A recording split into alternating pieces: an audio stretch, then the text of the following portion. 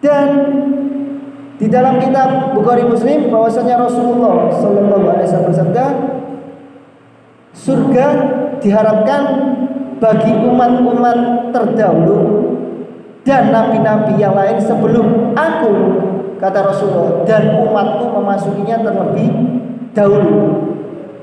Kemudian yang jadi pembahasan lagi di hadis Bukhari Muslim bahwasanya kata Nabi Muhammad, kita memang umat terakhir ya, tetapi yang paling dihisab yang pertama kali dan dimasukkan ke surga yaitu umatku.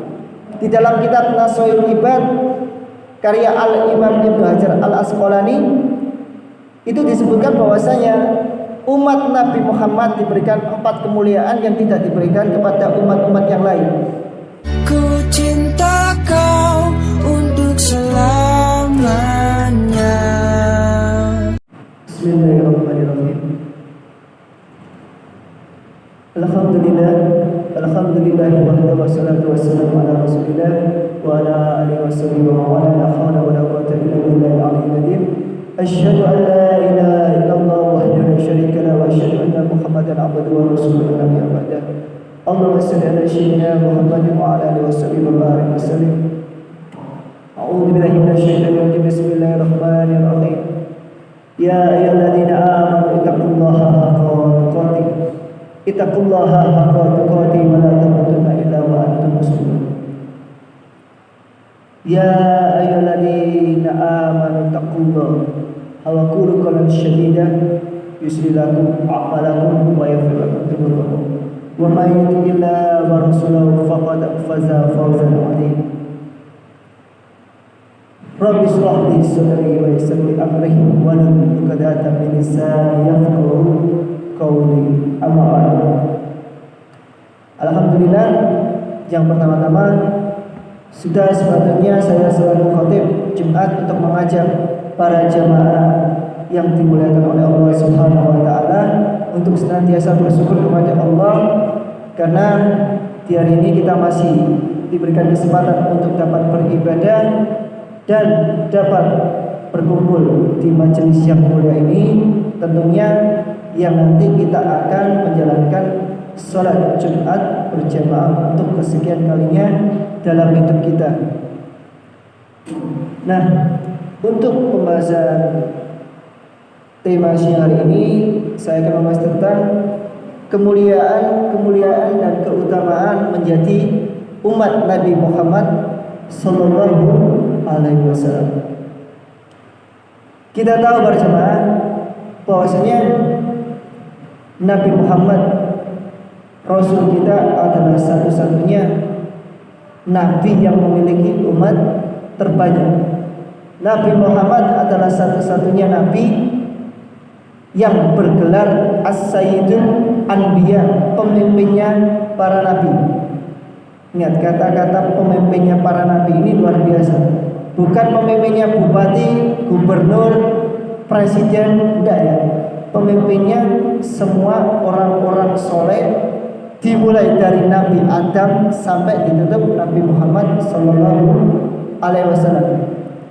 Nabi Muhammad adalah satu-satunya nabi yang tidak memakai doa makbulnya kecuali untuk menolong umatnya nanti di ila yaumil qiyamah.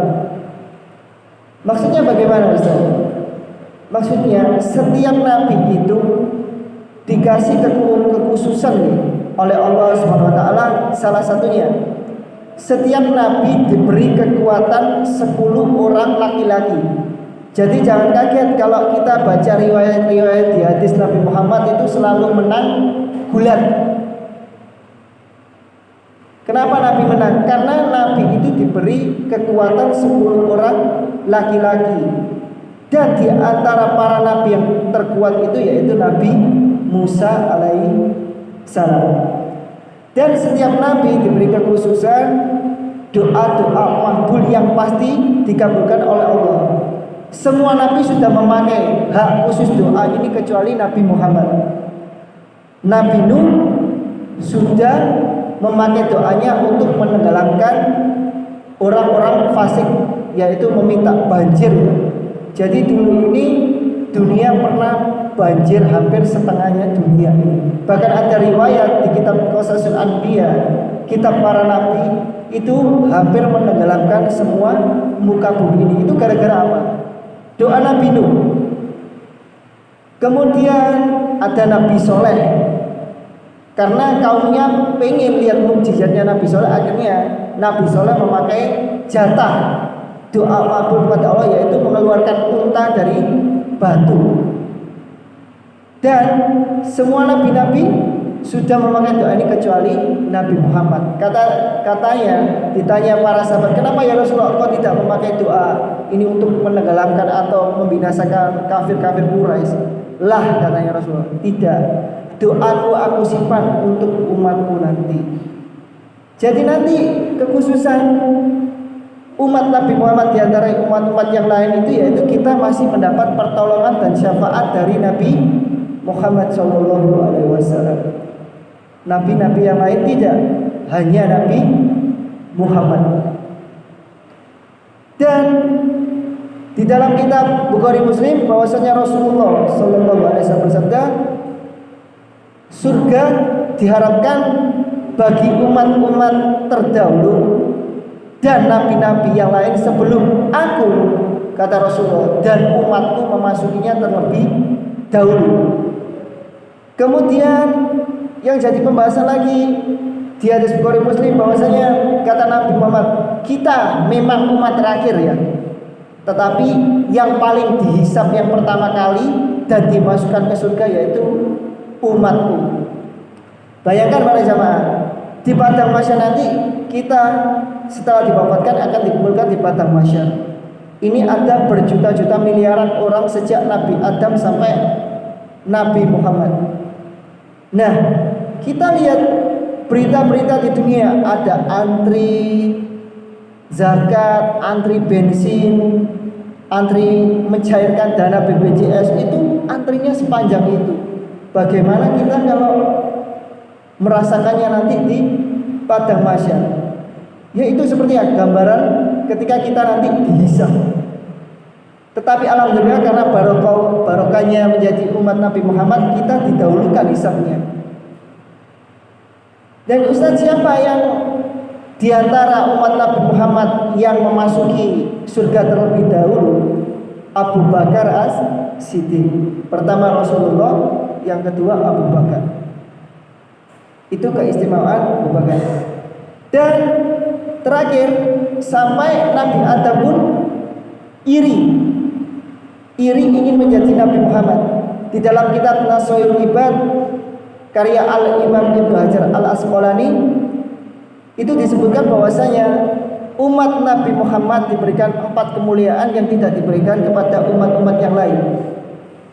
Kata Nabi Adam ini, yang pertama, ketika aku melakukan kesalahan di surga,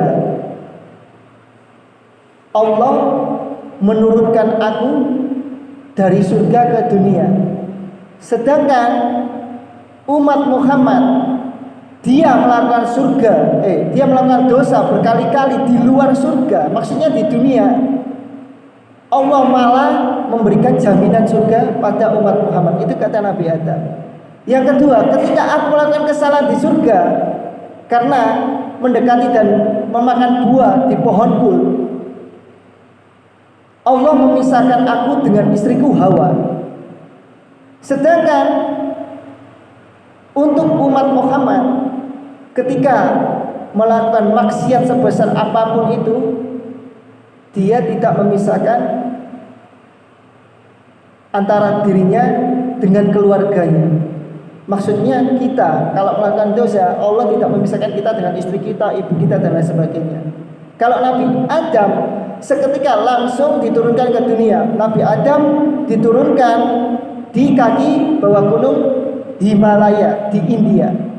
Sedangkan Hawa diturunkan di Jeddah, iblis diturunkan di Basra. Dan yang ketiga, ketika aku melakukan kesalahan di surga, aku hendak bertobat.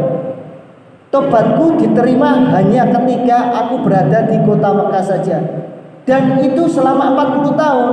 Kata Nabi Adam, saya mengucapkan doa Rabbana dzalamna anfusana wa lam taghfir lana wa tarhamna lanakunanna minal khasirin. Itu doanya Nabi Adam para jamaah. Dan itu diterima oleh Allah ketika hanya di Mekah, bahkan selama 40 tahun. Itu baru diterima oleh Allah. Sedangkan umat Muhammad apa? Ketika melakukan maksiat atau dosa-dosa besar, dimanapun mereka berada, itu Allah menerima tobat mereka. Dan yang terakhir, ketika aku melakukan satu kesalahan di surga,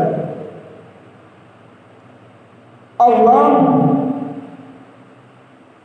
menjauhkan aku dari keluarga sampai bertemu dengan Hawa, dan sehingga aku juga tidak diberikan pakaiannya. Jadi setelah melakukan dosa itu, pakaiannya Nabi Adam dan istrinya telanjang di surga kemudian diturunkan. Sedangkan umat Muhammad tidak. Ketika mereka umat Muhammad melakukan dosa zina, telanjang, tetapi Allah tetap memberikan pakaian. Dan di kata-kata terakhir Nabi Adam di kitab Nasihat Ibad, aku iri dengan umat Muhammad, aku ingin menjadi umat Muhammad. Nah, itulah yang mungkin bisa saya sampaikan. Dan tentunya kita selalu bersyukur ya, jangan lupa berselawat, apalagi ini hari Jumat. Karena keistimewaan hari Jumat itu Rasulullah langsung membalas salawat kita.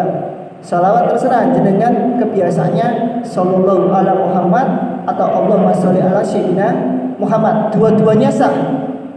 Dan itu langsung ada malaikat yang mengirimkan khusus ke Rasulullah. Rasulullah pasti membalas. Itu hadisnya jelas di kitab Abu Dawud ya, Imam Abu Dawud. Nah, itulah yang mungkin bisa saya sampaikan. Semoga bermanfaat bagi para jamaah. Aku qouli hadza wa astaghfirullah innahu huwal ghafurur rahim. A'udzu billahi minasyaitonir rajim. Bismillahirrahmanirrahim. Qul huwallahu ahad, Allahus samad, lam yalid wa lam yulad wa lam yakul lahu kufuwan ahad.